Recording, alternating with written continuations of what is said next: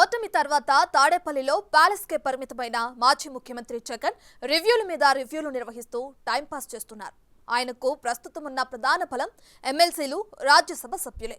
ఆ లెక్కలు వేసుకుంటున్న ఆయన వైసీపీ ఇంకా బలంగానే ఉందని, మనల్ని ఎవరూ ఏం చేయలేరని తన వారికి భరోసా ఇచ్చే ప్రయత్నం చేస్తున్నారు. ఇక ఆ క్రమంలో ఇక నుంచి అందరికీ టచ్లో ఉంటానని, జనంలోకి వెళ్తానని చెప్పుకొస్తున్నారు. ప్రస్తుతం వైసీపీ ఉన్న పరిస్థితుల్లో నిజంగా ఆయన ప్రజల్లోకి వెళ్లటం సాధ్యమేనా? గద్దె దిగిన జగన్ పార్టీకి ప్రస్తుతం 11 మంది ఎమ్మెల్యేలు, 4 లోక్సభ సభ్యులు మిగిలారు. అయితే రాజ్యసభలో 11 మంది, శాసన మండలిలో 45 మంది సభ్యులున్నారు వైసీపీకి. ఇప్పుడు వారితోనే రాజకీయం చేయాలని చూస్తున్నారు మాజీ ముఖ్యమంత్రి. ఇప్పుడు వారితోనే రివ్యూలు నిర్వహిస్తూ వారికి ధైర్యం నూరిపోసే ప్రయత్నం చేస్తున్నారాయన.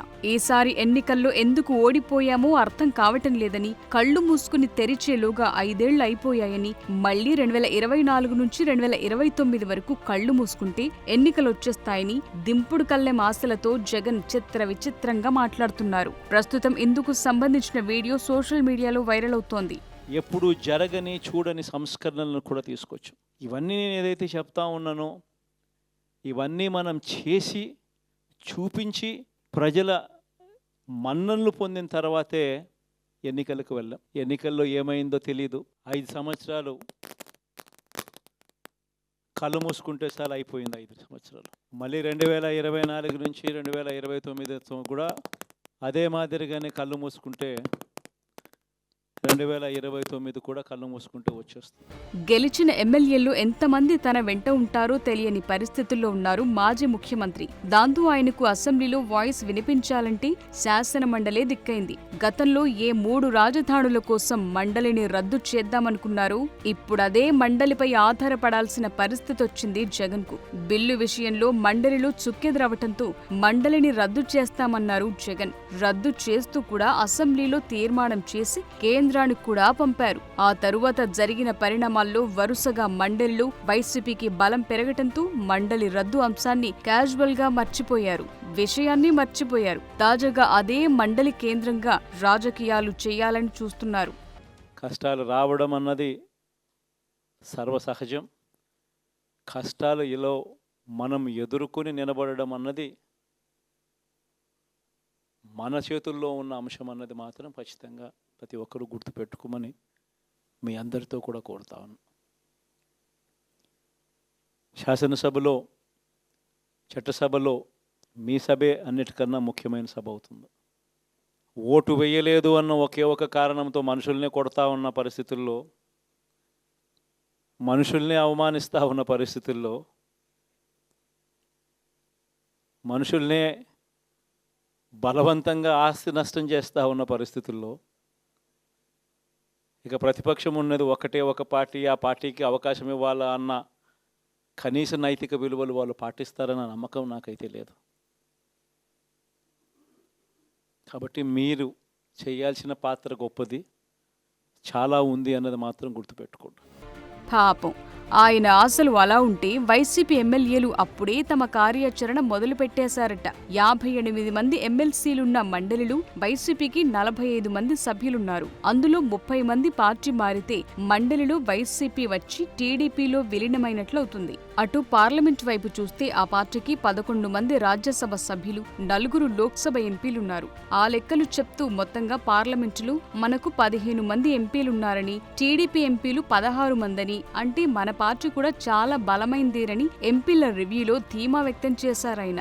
మనల్ని ఎవ్వరూ ఏమీ చేయలేరు, మనం ధైర్యంగా ఉండి ప్రజల తరపున పోరాడాలని పిలుపునిస్తున్నారు. గత ఎన్నికల్లో నరసాపురం ఎంపీగా గెలిచిన రఘురామకృష్ణంరాజు గెలిచిన కొన్ని రోజులకే రెబల్ అవతారమెత్తారు. ముఖ్యమంత్రిగా ఉన్న జగన్ కు 5 ఏళ్లు చుక్కలు చూపించారు. ఆయనపై అప్పట్లో అనర్హత వేటు వేయించడానికి వైసీపీ నేతలు చేయని ప్రయత్నం లేదు. గెలిచినప్పుడే అలాంటి పరిస్థితి ఎదుర్కొన్న జగన్ ఇప్పుడు ఓడిపోవటంతో ఎంపీల లెక్కలు ఎలా ఉంటాయో వైసీపీ శ్రేణులకే అంతుపట్టడం లేదట. మరి జగన్ ధీమా ఏంటో గాని ఇక నుంచి తాను అందరికీ అందుబాటులో ఉంటానని, ఎంపీలంతా కలిసి కూర్చుని చర్చించుకుని ముందుకెళ్లాలని, తాను కూడా ప్రజల్లోకొస్తానని చెప్తున్నారట. 2014లో వైసీపీ ఓడిపోయినప్పుడు ఆ పార్టీకి 60 మంది వరకు ఎమ్మెల్యేలున్నారు. అప్పట్లో 23 మంది టీడీపీ వైపు వచ్చినా శాసనసభలో బలమైన టీమే మిగిలింది జగన్ కి. అయినా సగం టర్మ్ గడిచేటప్పటికి అసెంబ్లీకి రావటానికే ఇష్టపడలేదాయన. 2019లో గెలిచినప్పుడు 151 సీట్లు దక్కాయి. తాడేపల్లిలోనే పెద్ద కోట కట్టుకున్నారు. అయితే ఎప్పుడైతే 3 రాజధానుల మంత్రం ఎత్తుకున్నారో అమరావతిలో సీన్ కాలిపోయింది. ఆయన ముఖ్యమంత్రిగా 5 ఏళ్లలో ప్యాలెస్ నుంచి బయటకొచ్చిందే తక్కువ. రోడ్డు మార్గాన ఆయన బయటకొస్తే భారీ బందోబస్తు, దారికిరువైపులా చెట్ల నరికివేతలు, రోడ్డుకిరుపక్కల పరదాలు, అంతా హడావిడి నడిచేది. దానిపై చంద్రబాబే సెటైర్లు వేశారు. సీఎం వస్తున్నాడంటే చెట్లు కొట్టేయడం, లేకపోతే రోడ్లు మూసేయడం, షాపులు బంద్ చేయడం, పరదాలు కట్టుకోవడం అవన్నీ ఉండవు. సీఎం కూడా ఒక మామూలు మనిషిగానే వస్తా, అందరితో కలిసి ఉంటాం. నేను సీఎంగా ఉన్నా, మా మిత్రుడు పవన్ కళ్యాణ్ గారు ఏ హోదాలో ఉన్నది కూడా రేపు అనౌన్స్ చేసుకుంటాం. మేమందరం కూడా సామాన్యమైన వ్యక్తులుగానే వస్తాం మీ దగ్గరికి, మీలో ఒక వ్యక్తిగా ఉంటాం. మాకు హోదా సేవ కోసరం తప్ప పెత్తనం కోసరం కాదు. అప్పుడు అంత బలగముండే రోడ్ల మీదకు రావటానికి భయపడిపోయారాయన.